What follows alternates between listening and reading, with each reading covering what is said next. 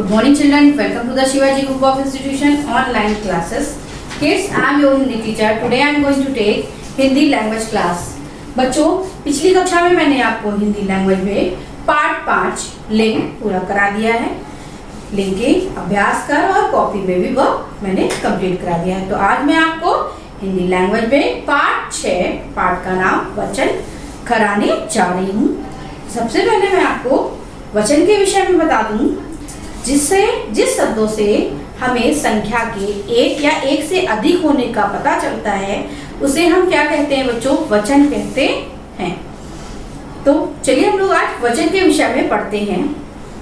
एक अनेक का जो बोध कराए, ऐसे संज्ञा शब्द वचन कहलाए। संज्ञा शब्द, जिन संज्ञा शब्दों से हमें एक या एक से अधिक होने का पता चलता है उसे वचन कहते हैं।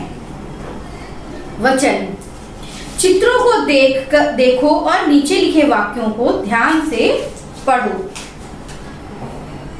वाक्य है, लड़की ने माला पहनी है।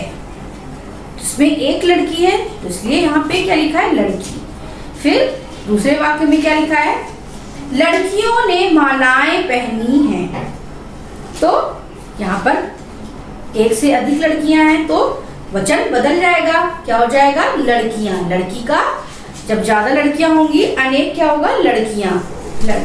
और माला का क्या हो जाएगा? मालाएं।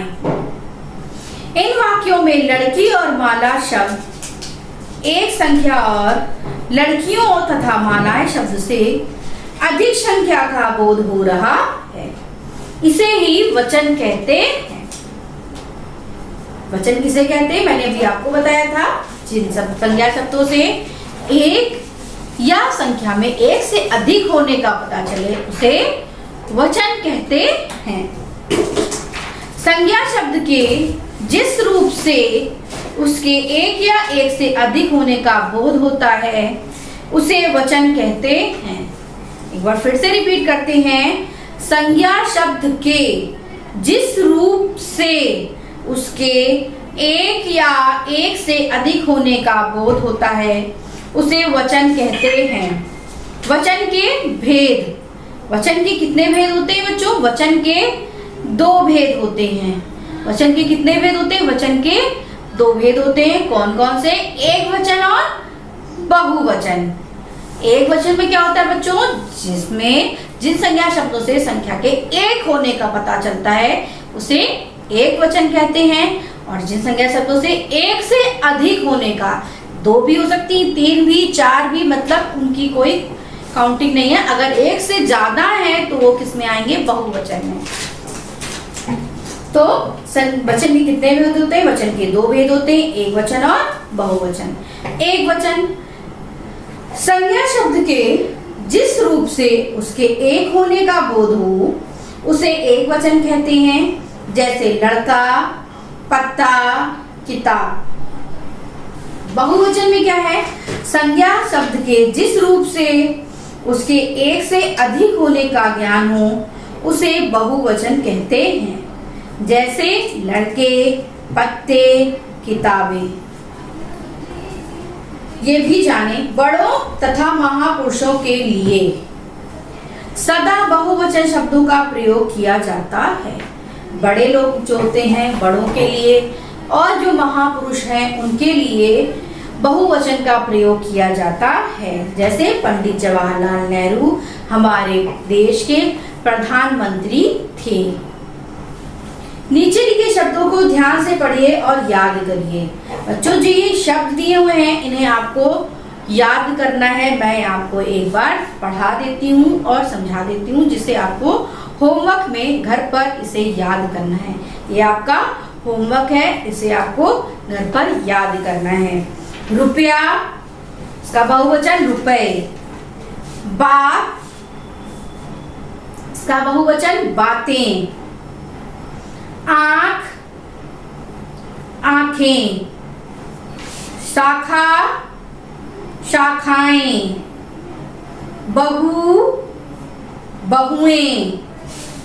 तिथि, तिथियां। कुर्सी, कुर्सियां। केला, केले, गाय, गायें, मशीन, मशीनें, सभा, सभाएं, बच्चा, बच्चे, पत्ता, पत्ते, लड़की, लड़कियां, क्यारी, क्यारियां, बोतल, बोतलें। ये क्या है आपके एक वचन बहुवचन शब्द हैं जिसे आपको होमवर्क में याद करना है। अब आगे आते हैं, ये भी जाने। फल, साधु, बालक, फूल, खिलाड़ी, छात्र, आम आदि शब्द एक वचन तथा बहुवचन में समान होते हैं। मतलब ये दोनों वचनों में समान रहते हैं। फल, साधु, बालक, फूल, खिलाड़ी, छात्र और आम, ये शब्द एक वचन और बहुवचन में समान रहते हैं। उनके वचन का ज्ञान क्रिया तथा कारक से होता है। उनका जो ज्ञान है वो किससे पता चलता है कि ये एक वचन है या बहुवचन? ये उनकी क्रिया से पता चलता है। जो उसमें क्रिया लगती है तो उस क्रिया से पता चलता है कि वो एक वचन है या बहुवचन है। जैसे कि हम लेते हैं खिलाड़ी शब्द। खिलाड़ी मैच खेल रहा है तो इससे क्या पता चल रहा है कि एक वचन। और खिलाड़ी मैच खेल रहे हैं तो इससे क्या पता चल रहा है? बहुवचन। तो बच्चों इसमें क्रिया से पता चलता है कि ये शब्द एक वचन में है या बहुवचन में। तो बच्चों हमने आज क्या सीखा? हमने आज वचन के विषय में सीखा कि संज्ञा शब्द के जिस रूप से उसके एक या अनेक होने का बोध होता है उसे वचन कहते हैं। और वचन के कितने भेद होते हैं? वचन के दो भेद होते हैं, एक वचन और बहुवचन। महापुरुषों तथा बड़ों के लिए बहुवचन शब्द का प्रयोग किया जाता है। एक वचन तथा बहुवचन में समान रूप से प्रयोग किए जाने वाले शब्दों के वचन का निर्णय क्रिया तथा कारक से होता है। तो बच्चों आज के लिए इतना ही। आगे का कार्य मैं आपको अगली कक्षा में कराऊंगी। मैंने आपको जो होमवर्क दिया है उसे याद करना है। तो आज के लिए इतना ही। आगे का कार्य मैं आपको अगली कक्षा में कराऊंगी। धन्यवाद। आपका दिन